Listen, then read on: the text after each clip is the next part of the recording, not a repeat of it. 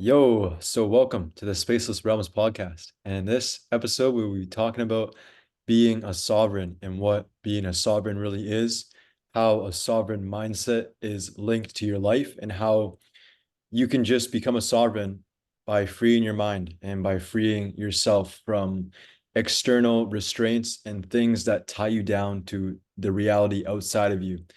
And with enough discipline, perseverance, time, faith, belief in oneself, you can be sovereign. So yeah, Kalki, welcome. We'll be talking about being a sovereign today. So where can we begin? Always a pleasure.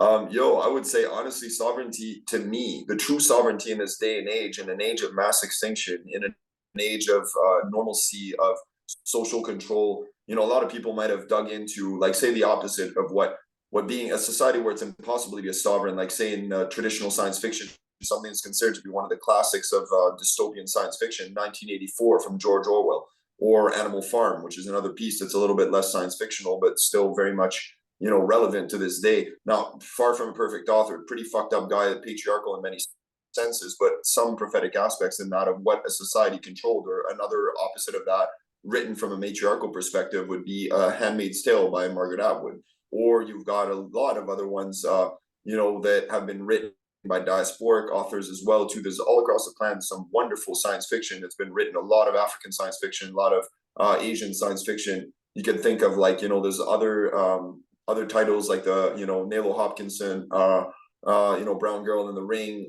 Starfall. There's a lot of other expressions of what, say, a mix between a dystopian and utopian reality. So dystopian, something that's far from the ideal, from the ideal reality. One of this, discordant, dysfunctional from that reality, and that's what it means to, that's when society is all of so much in the future. It can be sovereign anymore. Everyone's controlled by the state. So sovereignty to me starts, true freedom starts with an awareness of what it is to be free and an awareness of what's enslaving you. Like, for example, in one of the songs that I made on the Black Hole Sun, there's a quote in the beginning from a person I don't know that was sampled by the beat maker, where this African brethren speaks about the fact that there's 500,000 years of African history that's been hidden from us, and we don't even know the devices that have been blinding us from seeing that true history. Forgive me the ableist reference, but it's not a blindness that has to do with our physical eyes. Sometimes it does, but it has to do also with the third eye being blind. So opening your third eye is one of the greatest ways to be sovereign. Being intersectional in this day and age, being interdimensional, being also interdisciplinary, which is to say, when they say being a jack of all trades, that's one of the best ways to be sovereign in this society on a very practical level. And not necessarily a jack, but a queen of all trades, an empress of all trades, a being who masters many straight, or many that has many arrows to their bow. So if you're stuck with a bow, let's say you're a specialized scholar, or you specialize in one trade, in one subcategory of a trade. Let's say you're an underwater welder, but all you need to, all you know to do in this society is to weld certain pipes underwater in a certain situation, but let's say you don't even know how to cook an egg. Now, I'm using an extreme example, but that's a difficult situation in which you cannot be sovereign in a society that's built on relying on everybody else. So learning how to live off grid, learning how to at least have the knowledge to live off grid without necessarily having the land, but learning how to be self-sufficient, learning how to support people that are sovereign or that are in the process of sovereignty, in discovering souverain in French, which actually I don't even know the true root of that, but the relational roots in terms of phonetics is very interesting, because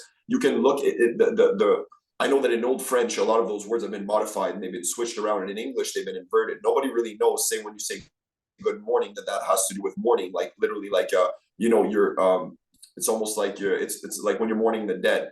Instead of that, now me and my partner, she says star rising, I say grand rising, based on Yusi, who actually taught me that back in the days. So, or when you say, you wake up, but awake is where you're mourning death, because when you go to sleep, you're in a state which is akin to death. So English has been switched around in a way to stop us from having sovereignty. Double speak has been used, where freedom becomes slavery, slavery becomes freedom. Everything's been inverted. But in French, in the original ancient meanings, which is a romantic language, still a colonial language, but has some romance roots in it, souverain or souverain, depending on how you look at it, and it's very close to vrai or vrai, it's like the truth. It's like being either under the truth or being a savior of the truth, or rei, which is also in Latin tongues is like king, which has to do with sovereign, right? Or like a king or a kingly or a rajasic being is a being who is aware of their own inner sovereignty, is a being who is you're either underneath the sovereignty of the supreme entity and authority, which is usually what the free human project, a lot of people confuse that with free man. They say you have to be a free man, but they forget that it's a free human. So it's free woman, free man. But a lot of people I've heard insist on using the term free man and say that it applies to everyone. Now, I've even had people tell me that free man cannot apply to a queer person because they're not natural. Now, that's how brainwashed and right-wing a lot of people are about sovereignty. A lot of people who talk about Black's Law don't seem to realize that they're using patriarchal language to describe what was already in existence indigenously. Indigenous reality, to me, if you study indigenous history, and I mean like true her story, their story, and his story, you study true indigenous roots. That's the true root of sovereignty. First Peoples, African sovereignty. Now I believe, I don't misquote me on that, but there's a dozen or so states, or I should say countries in Africa that are sovereign nations apart from colonialism right now, even according to colonial standards, including Ethiopia and Eritrea. So they are sovereign countries because they've detached themselves from colonial, from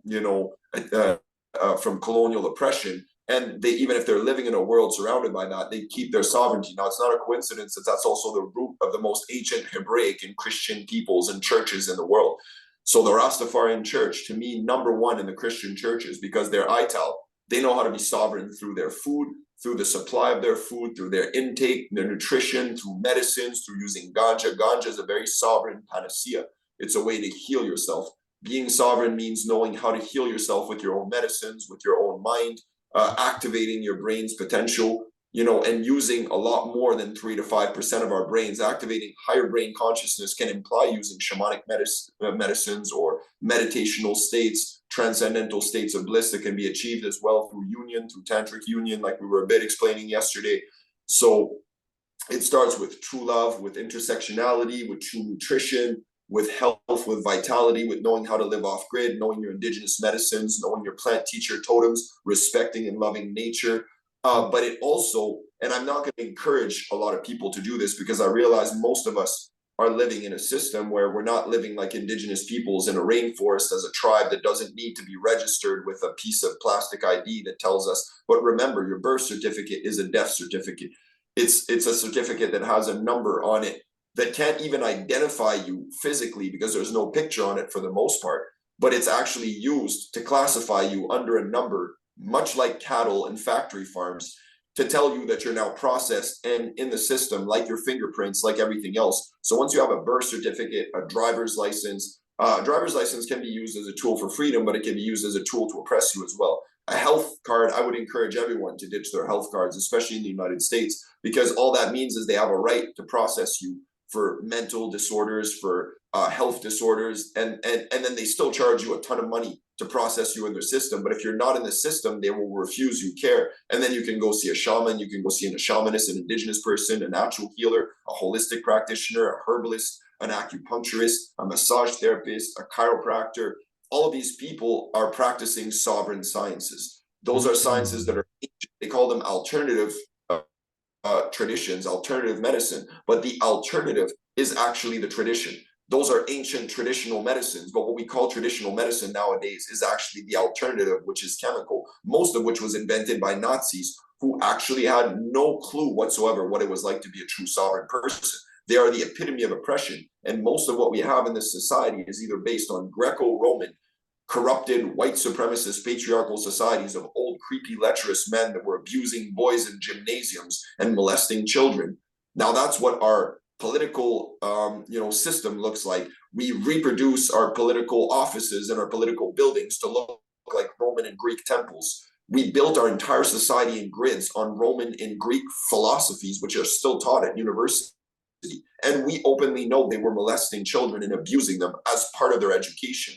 Now, this is one part of the reason why we're so sick. If you add on to that we've used also Nazi technology, Nazi frequencies, neo-Nazi applications of those frequencies, that we've shunned Tesla energy, infinite energy principles, which are in line with indigenous traditions of infinite energy contained within each medicine, within each particle of existence. And we've chosen Edison, who's a plagiarist, who stole and bought the patents from Tesla because he was broke, and then tried to use, continuous current instead of alternative current. That was invented by Nikola Tesla. But even the charging of energy for something, nobody needs to pay their taxes or their bills. They don't even have a right, if you're a sovereign person, to shut off your electricity or bills based on social welfare and basic rights. But most people realize, especially in the United States, I wouldn't encourage people not to do that. I'd say find a way legally to be able to exempt yourself from that. Pay it to indigenous people. You can pay your bills and your taxes to the indigenous people of the land that you live on. You can do this legally, but you need to research and dig into it to actually be able to do that efficiently. Because if you do it properly, you will never need to pay taxes to a supremacist, oppressive government anymore. You can pay it back to the original peoples. Especially in Canada, according to TRC now, this is very feasible. But, all of these little details, they all fit in together, like I said, with intersectionality, to actually be able to achieve a state of sovereignty, which I believe is the ultimate way to live. Now, I'm lucky enough after, I'm according to colonial papers and according to the passing of the sun, 41 years. I don't feel like I look like 41. Nobody ever tells me I look like 41. That's because I have really good nutrition, good principles. I train well. I take care of myself. I do yoga. I use superfoods and medicines. Aging, again, to be sovereign in a matter of being, which sovereignty to me fits hand in hand with extended longevity and even immortality in a spiritual sense, because the soul is sovereign. You cannot enchain your soul. But if you sign a contract with a corporation, with a company, if you do a 9-to-5 job that's killing your soul and killing your mind, and that you're thinking, but I need the money, which is monopoly money from a centralized corrupted currency, current being energy. You're corrupting the energy you're being given, and then you give corrupted energy to another person who imports slave labor and abuse and torture to purchase substances that are going to further corrupt you. Many of the chemicals we know now have been synthesized from plants that were stolen from indigenous knowledge and then were repurposed by the Nazis during the three main Reichs that they had from the late 1800s up into the mid 1900s. And we don't know, when we say we defeated the Nazis in 1945, no, we didn't. Because if you look at that, the war was won. Hitler doesn't control the world, but Hitler would have been long dead by now. If you look at the rise of neo-Nazis and white supremacy and KKKs, it all fits together. If you look at the influence of Mao Zedong in China in communism, and he was allied with Hitler as well too. If you look at Gandhi wrote a letter to Hitler saying, I don't believe all these lies about you being an evil person. I think you're a very good man and you'll do the right thing. This is a letter you can find historically that Gandhi wrote. Now, many people in India are still proud to say they're from the land of Gandhi. I even heard a goddess say that recently on one of her songs. She said, I'm from the land of Gandhi. And I was like, does she know her history? Gandhi was he molested his niece when she was 12 years old. He was sitting next to naked girls, teenage girls in his ashram all the time. He got them to clean his ass with one of these, purging pumps, and it was supposed to be a great honor to do this. This is all stuff you can find on the mainstream media and independent media about the true life of Gandhi. He was assassinated by an activist. So he was not a sovereign person, but many people think that Gandhi and Mother Teresa and people that we consider to be worldwide heroes in terms of peace bringers and heralders of a better world, they're actually frauds. So the real sovereign people are few and far in between. Now, Buddha to me was Siddhartha Gautama was a true sovereign person. So that's a good point to start. But then again, it's like focusing on that would be patriarchal, because what about Tara?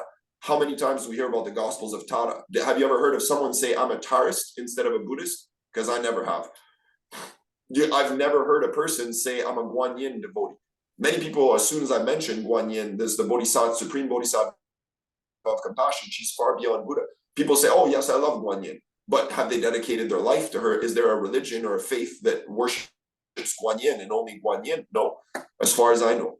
Now, I know very little in many of these matters, but if somebody can prove me wrong, I'd say, go ahead, please write in the comments, write to me, call me, text me, find me on social media. It's very easy. Kalki Dasha at Newton Academy with a K. Feel free to write to me and question or challenge any of the things that I'm saying, because like Buddha said, and like many other people say, questioning is essential. Challenging is essential when you have the right, mindset to do that, and challenging the perceived reality and the imposed reality that we have in this colonial or neo-colonial society, especially in a postmodern sense, is essential to sovereignty.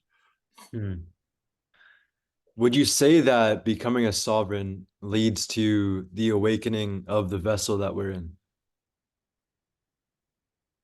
Oh, definitely. In the most in the most ultimate sense, I would say sovereignty. It's like, to me, the way I've lived sovereignty is both I've gained a lot of privileges which should be basic rights. Like, say for example, I live and shower and drink and function off of pure spring water from the Appalachian Mountains. Most people don't even have that privilege. I doubt that even Bill Gates has that privilege. So it's a huge privilege, but it's a basic right according to indigenous traditions. I happen to live on a 118-acre farm in a lodge that used to be a gathering space for all indigenous peoples of the region at the confluence between four different ancient precincts. So I'm lucky enough that I got that from the indigenous woman who was a direct ancestor of that place. She was selling it for almost $140,000. She had two offers on it from two different families, but they wanted to cut down part of the forest to make money off of chopping the trees and selling the wood. Now I told her I want to keep this as a faunic reserve, but I don't have more than about $80,000 to put. She said, done. I'll give it to you for 76. I didn't negotiate anything. So imagine she chopped the price in half. You never hear about that in real estate because she said, I have a son your age who's a Métis poet as well. And I feel like you're the one who's supposed to have this house. Now, later on, I had visions and I had dreams telling me this was a house that I had visited and lived in for the past 7 generations. For the past 7 incarnations I've been in, I believe that it's possible. Now, I don't want to tell people you have to believe in reincarnation. To me, though, the first law of thermodynamics states that nothing is lost, nothing is gained. Energy recycles itself endlessly. And I think we can all agree that there's something within us that lives longer than the body does. Hmm.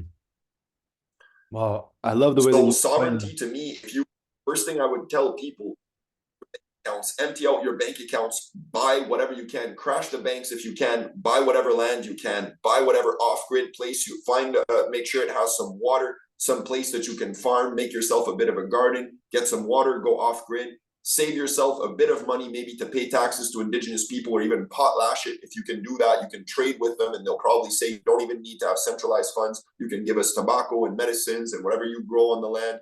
Get an agreement to be off-grid, to be outside of society. The cities eventually will collapse. They will decay. They'll transmute into the Venus Project once energy is sustainable on a Tesla principle and the chakra frequency is readjusted. But until then, there will definitely be a crash. And there always is in every empire. how do you think the worldwide masses would react to a crash like that? Oh, it would be pandemonium. Now it depends how long it would last. If the grid was restored after 3 or 4 days, there would probably be riots and thefts and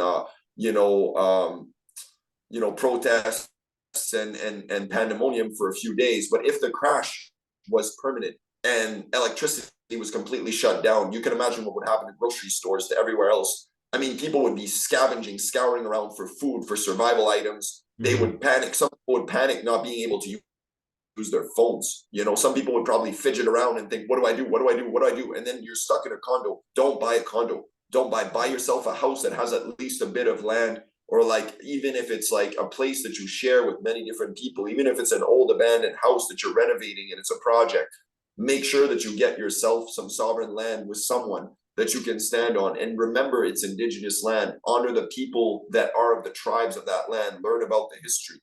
So, for example, in my land, where I'm at right now, which isn't my land, but which I'm a custodian, a caretaker for. I'm a reconciliation advisor as well as a faunic conservation officer for those faunic reserves. That land is Beothuk, is Mi'kmaq or Micmac, is also from peoples who used to be referred to by French people, and I don't know the other term, but the Beothuk and the Tête de Boule they were supposedly extinct. They were wiped out and eradicated. In Quebec, we've had some of the worst Nazi occupation and depopulation of indigenous people in the entirety of Canada. Hmm. A lot of people don't know. That's why you don't see a lot of native indigenous, like status indigenous people in Quebec other than on reserves. If you notice, the more west you go, the more you will see indigenous people everywhere in the population. They're dominant. There's many, many, many of them all over the place. In Quebec, you barely. I remember growing up my entire childhood without meeting a single status indigenous person. I met many Métis people, but most of them didn't even have an awareness of being indigenous or what their roots were. Hmm. We even Wow. have a small Mohawk village not too far from where we are. But I'm at the confluence between four precincts that are, I believe, and please forgive me for the mispronunciation, between Kasubskul, Minilkek, Assiniquagan, and Matalik. So those are 4 indigenous precincts from 4 different tribes and nations. And the lodge is literally called the Métis Lodge. That's the original name. I didn't make this up. It's an 1870 lodge that was built there as a fishing lodge and was built as a meeting point for indigenous people. And I believe that before this lodge existed there, this existed before most of the villages and the colonial people even existed in that region. There was one major urban center that was colonial that was about 120 kilometers away. Other than that, all the other cities and all the other towns and the places around there did not exist back when that lodge was built. Even the railway, I think, was being built while that lodge was being built as well, too. So, I mean, part of it was in that region. So I'm very grateful to be a keeper for such a place. Everything that you're explaining just links to a sovereign mindset, because you're talking about the history of everything, of where things come from in the first place and how you're even there in the flesh. A lot of being a sovereign comes from knowing your past, knowing where things come from, knowing how much, like, if you know more and if you know where things truly come from, then you can learn how to replenish those things for yourself, and also you can learn the history of just life in general. That's how you grow your maturity, definitely. But yeah, just like everything that we've Yes. talked about, you literally just explained as you explained your history of how you even found the place that you're at right now, which is pretty cool. It just shows like That's sovereignty to me also opens up a whole new set of natural synchronicities in your, like, these synchronicities never would have occurred when I went there. I remember, even, I was thinking, well, I can go there. And I went there with a friend of mine and my mother at the time to go look around because I had crashed my last car. I didn't even have a way to get around. So I'm driving there with my mother's car. And my mother was like, well, I'll go look around. Maybe I'm interested in some land too. I would like to look around. And every land that we looked that was easily accessible was not nearly as interesting, not nearly as good of a deal. The people seemed like they were a bit scammy. There was nothing built on it. It was like, say, an older white man who was trying to sell as much as possible. And every land that I have now, I had to hustle for it. I had to go deep. I had to call back the real estate agent like 8, 9 times in 3 days. He was like, I can't give you an address. I don't know where this is. I randomly came across the other house that I have now, the Métis Lodge. And if I hadn't seen the sign outside while I was driving on the highway, I saw a sign that said for sale, $129,000, $139,000. I was like, I'm stopping. My mother was like, but you can't afford that. You only have 80,000. We bought my RSPs and from hers. We had already bought, and from the money that I had invested in her house as well, because I purchased the house that I'm in right now. I purchased that for her, and then through some banking funding as well too. So this one isn't an entirely sovereign house, but the other one is. The other land that I got, 168 acres with a hunting lodge for $63,000. But the real estate agent was known. This was an old lady who had it as an inheritance from her dead husband. Now, the guy had put it on the market, but didn't make it available to anyone because he was hoping that after a couple of years, the lady would just sell it to him at a lower price. And he was known in the region for having thousands of acres that he bought out from people that weren't able to sell the real estate, but he wasn't promoting it.